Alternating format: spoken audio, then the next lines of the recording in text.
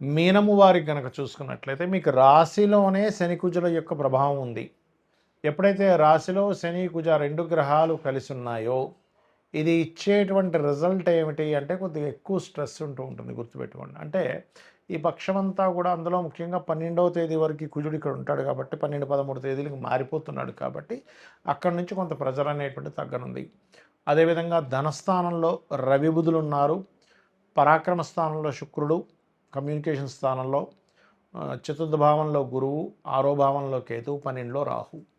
ఈ యొక్క గ్రహస్థితిని అనుసరించి మీకు ఎలా ఉండబోతుంది ఈ పక్షంలో ఈ 1వ తేదీ నుంచి 15వ తేదీ వరకు ఏ దేవతారాధన చేయాలి, ఎటువంటి విషయాల పట్ల మీరు జాగ్రత్తగా ఉండాలనేటువంటి అంశాలు చెప్తుంది నేనైనప్పటికీ చెప్పిస్తుంది సాక్షాత్ లలితా అమ్మవారిగా భావిస్తూ ఆ లలితాంబిక అమ్మవారి యొక్క అనుగ్రహం మీకు పరిపూర్ణంగా కలగాలని మనస్ఫూర్తిగా కోరుకుంటూ ఇక్కడ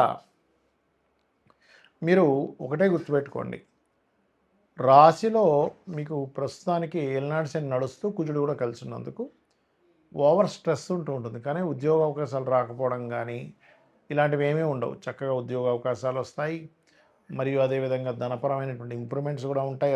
రవి బుధులు ఇద్దరు కూడా 2వ స్థానంలో ఉన్నందుకు. కాకపోతే ఏంటంటే తండ్రి నుంచి రావాల్సినటువంటి ధనం రావడం విషయంలో కొంతమంది ఆటంకం ఏర్పడడం, దానివల్ల కొంత స్ట్రెస్ అవ్వడం జరుగుతూ ఉంటుంది.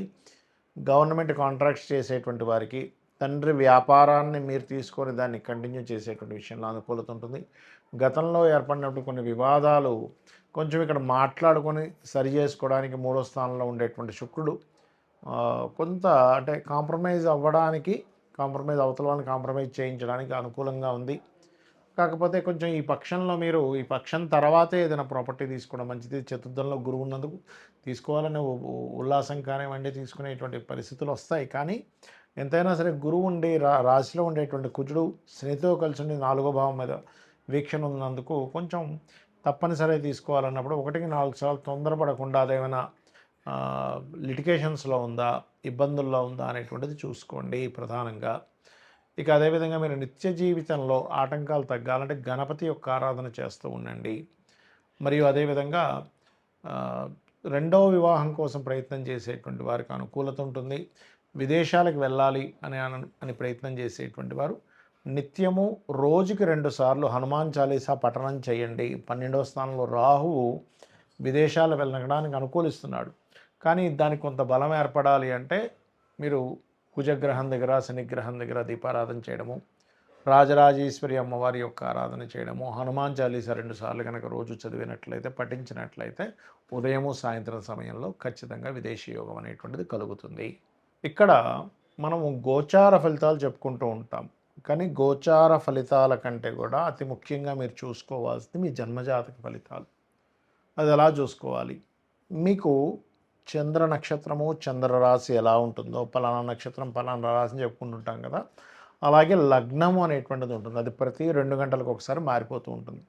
మీరు ప్రధానంగా ఏ లగ్నంలో జన్మించారో చూసుకోవాలి. ఎందుకంటే మీరు జీవితంలో ఎదగాలి, సుఖపడాలి, మంచి రూపురేఖలు ఉండాలి, లేకపోతే మీరు శారీరక శ్రమ పడుతున్న శ్రమకి మీకు ఫలితం రావాలంటే లగ్నం బాగుండాలి. అన్నిటికంటే ముఖ్యంగా లగ్నం గుర్తుపెట్టుకోండి.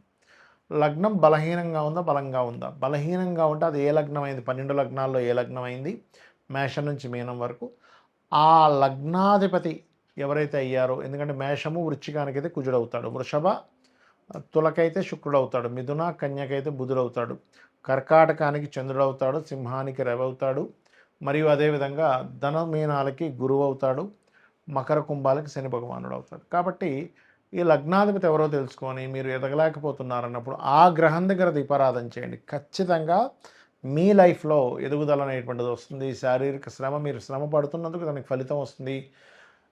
తక్కువ ఆదాయానికి ఎక్కువ శ్రమ పడడం కూడా తగ్గుతుంది. గుర్తుపెట్టుకోండి. కొంతమంది చూడండి గొడ్లా కష్టపడుతుంటారు కానీ ఫలితం రాదు. ఇది లగ్నం. మరి ధనపరమైనటువంటి విషయాల్లో చాలా ఇబ్బంది పడుతున్నామండి అన్నప్పుడు జాతకం లేదు, ఓం సంపత్కరీ సమారూఢ సింధుర వ్రజ సేవితాయ నమః మంత్రం చేసుకుంటే ఖచ్చితంగా గ్రోత్ ఉంటుంది. అంటే మీ యొక్క ఆలోచన విధానంలో నేను ఎలా కష్టపడుతున్నాను, నేను ఏ మార్గంలోకి వెళ్తే బాగుంటుందని అమ్మవారిని ఆశ్రయించినప్పుడు మీకు ధనయోగం అనేటువంటిది కలుగుతుంది. దాంతోపాటు మీ ధనాధిపతి ఎలా ఉన్నాడో చూడాలి. ధనాధిపతి మీకు వ్యాపారంలో ధనయోగం ఇస్తున్నాడా, ఉద్యోగంలో ధనయోగం ఇస్తున్నాడా, ఆ ఉద్యోగంలో ఉన్న స్టేట్లో ఉంటే ఇస్తున్నాడా, వేరే ప్రాంతాలకు వెళ్ళాలా, వేరే ఊరు వెళ్ళాలా, వేరే దేశానికి వెళ్ళాలా అనేటువంటిది ఉంటుంది. అది మెడికలా, మార్కెటింగా, లేకపోతే ఫుడ్ రిలేటెడ్ వాటి మూలంగా ఉందా అనేటువంటిది చూసుకోవాలి. అందుకే చిన్నపిల్లలు చదువుకునేటప్పుడు కూడా మీ అబ్బాయి యొక్క విద్యాస్థానానికి, ధనస్థానానికి ఉండే లింకుని చూసి దానికి సందర్భంగా అంటే దానికి అనుగుణంగా మీరు గనక చదివించినట్లయితే వాళ్ళకి ఉపయోగపడుతుంది. ఆ చదువు లేనట్లయితే కొంతమంది చూడండి ఏదో చేస్తారు కానీ పెద్దగా ఉపయోగపడలేదండి అంటూ ఉంటారు. అటువంటివి జరుగుతూ ఉంటాయి. అదే రకంగా అన్నదమ్ములతో వచ్చే ఇబ్బందులు మూడో స్థానంలోని విద్య ఎందుకు అవ్వట్లేదు చాలామంది చూడండి పిల్లలకి లక్షలు లక్షలు పెట్టి స్కూల్లో జాయిన్ చేయించిన చదవలేకపోతుంటాడు. ఎందుకంటే చతుర్థ భావం పాడవుతుంది. ఆ చతుర్థాధిపతి ఎవరు, చతుర్థ స్థానంలో ఉండే గ్రహం ఏమిటి, చతుర్థాధిపతి ఏ గ్రహాలతో సంబంధం కలిగి ఉన్నాడు, దానికి సంబంధించినటువంటి గ్రహారాధన చేయడము, పిల్లలకి హైగ్రీవ స్తోత్రం నేర్పించడము. లలితా సహస్రనామాల్లో అయితే మీరు శుద్ధ విద్యాంకురాకార ద్విజపంక్తి ద్వయోజ్వలాయ నమః అనే మంత్రం చేయించడం మంచిది. ఇక సంతానం కలిగినప్పటి నుంచి కొంతమందికి బాగుంటుంది. సంతానం వల్ల కొంతమంది ఇబ్బంది పడుతూ ఉంటారు. పంచమ స్థానం రుణ రోగ శత్రువులు. ఇవాళ రేపు అందరూ ఇబ్బంది పడేది దేని గురించి అంటే రుణము, రోగము, శత్రువులు. ఇది పూర్వజన్మ కర్మ వల్ల వస్తూ ఉంటుంది. కాబట్టి ఈ పూర్వజన్మ కర్మకారకుడు ఎవరైతే ఉన్నారో, రుణరోగ శత్రుకారకులు ఎవరైతే ఉన్నారో, ఇది ఆరో భావం బట్టి ఉంటుంది. కాబట్టి ఆరో స్థానంలో ఉండే గ్రహాలకు మీరు దానం ఇచ్చుకున్నట్లయితే మీ రుణాలు తగ్గడం, ముఖ్యంగా ఓం అపర్ణాయే నమః అనే మంత్రం చేయండి. 100% మీకు రుణం అనేటువంటిది తగ్గి తీరుతుంది. ఇక వివాహం, ఇవాళ రేపు వివాహం అవ్వట్లేదు ఏంటోనని మా అబ్బాయికి 30 వచ్చేసాయి, 35 వచ్చేసాయి, మా అమ్మాయికి 40 వచ్చేస్తున్నాయి, వివాహం అవ్వట్లేదు అని బాధపడుతూ ఉంటారు. ఇక్కడ ఒకటే, మీకు గ్రహము అనుకూలించినప్పుడు మీరు వివాహం కోసం ఆలోచించరు. ఒక్కోసారి ఎలా అంటే 25 ఏళ్ళు 22 ఏళ్ళ వయసులో ఒక్కోసారి అనుకూలిస్తుంది గ్రహం. ప్రతి జీవుడికి కూడా 3 నుంచి 5 సార్లు వివాహ బలం వస్తుంది. అది మన జన్మజాతకంలో సప్తమాధిపతి ఎక్కడున్నాడు, సప్తమ శుక్రుడు ఎలా ఉన్నాడు, సప్తమం మీద శుభగ్రహ అనుకూలత వస్తుందా, సప్తమంని యాక్టివ్ చేసేటువంటి మహాదశలు అంతర్దశలు వస్తున్నాయా లేవా, ఇవి చూసుకొని మీరు వివాహం కోసం ఆ పర్టికులర్ సమయంలో కనుక ప్రయత్నం చేస్తే ఖచ్చితంగా ఉంటుంది. ఎలా అంటే చిన్న ఎగ్జాంపుల్ చెప్తాను చూడండి. మీరు సినిమాకి వెళ్దాం అనుకున్నారు, మార్నింగ్ షోనా, మ్యాట్నీనా, ఫస్ట్ షోనా, సెకండ్ షోనా, 4 షోలు ఉంటాయి. అలా కాకుండా నేను అక్కడ 2 గంటలప్పుడు సినిమాకి వెళ్దాం అనుకుంటున్నానండి, నేను థియేటర్కి వెళ్తే ఎవరు తెలుస్తారు, మూసుంటుంది. అలాగే మీరు ఏదైనా ఒక వస్తువు కొనాలన్నా పలానా సమయం, పలానా మార్కెట్, పలానా ప్రదేశం. సూర్యోదయం కూడా రాత్రి ఎప్పుడో 9 గంటల నుంచి మీరు తలుపులు తీస్తూ చూస్తే ఏంటి సూర్యోదయం అవ్వలేదని బాధపడడంలో ఎలా అర్థం లేదో, మీ యొక్క జన్మజాతకంలో మీకు ఒక ధనయోగం కానివ్వండి, ఒక విదేశీ యోగం కానివ్వండి, ముఖ్యంగా వివాహం గురించి మనం మాట్లాడుకుంటున్నాం కాబట్టి ఈ సమయంలో వివాహ యోగం ఉంది, ఇలాంటి పర్సన్తో ఉంది, ఇలాంటి లవ్ మ్యారేజ్ ఉందా, అరేంజ్డ్ మ్యారేజ్ ఉందా, లేకపోతే విదేశాలకు వెళ్ళి ఉద్యోగం అక్కడ ఉండేటువంటి అమ్మాయితో వివాహం అవుతుంది అనేటువంటిది మీ జాతకంలో ఉంటుంది. ఏ సమయంలో అవుతుంది అనేది ఆ 3 నుంచి 5 సార్లు సమయాల్లో మీరు సరైన సమయాన్ని ఎంచుకొని అక్కడ కొంచెం గట్టిగా ప్రయత్నం చేసినట్లయితే మీకు వివాహం ఖచ్చితంగా అయితే తీరుతుంది. కొంతమంది ఎక్కడో 1% ఆఫ్ జాతకాల్లో అసలు వివాహం ఉండదు, అది వేరే కేసెస్. అయితే వివాహం అవ్వాలి అంటే ఓం కామేశబద్ధ మాంగళ్య సూత్ర శోభిత కందరాయే నమః అనే మంత్రం చేసుకుంటే ఖచ్చితంగా మీకు వివాహ యోగం అనేటువంటిది అమ్మవారు కలిగించి తీరుతుంది. మరి కొంతమందికి వివాహం అయిన తర్వాత ఇబ్బందులు ఉంటాయి.